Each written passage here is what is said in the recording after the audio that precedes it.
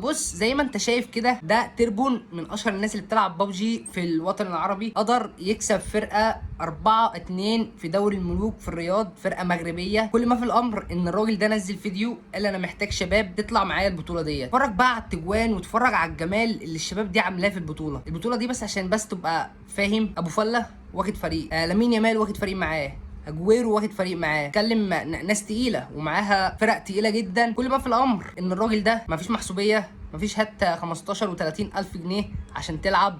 مفيش الكلام ده. اخد الناس ديت ناس مفيش واسطه بربع جنيه. انا عايزك تتفرج على جمال التجوان اللي الشباب دي مدخلاه، كعب يا باشا ووش رجل وزي ما انت عايز تقول قول. والله كل التوفيق فعلا لتربون، وكل التوفيق لكل الرجاله دي في الوقت اللي انت اصلا المغرب بتحقق كاس العالم للشباب وانت طالع لي من دور المجموعات. حاجه خرا، كفايه واسطه وكفايه محسوبيه. وبصوا على الناس دي ناس موهوبه بجد. واحنا عندنا في مصر هنا في الارياف او حتى في المدن يمكن شباب والله مواهب تكتسح العالم.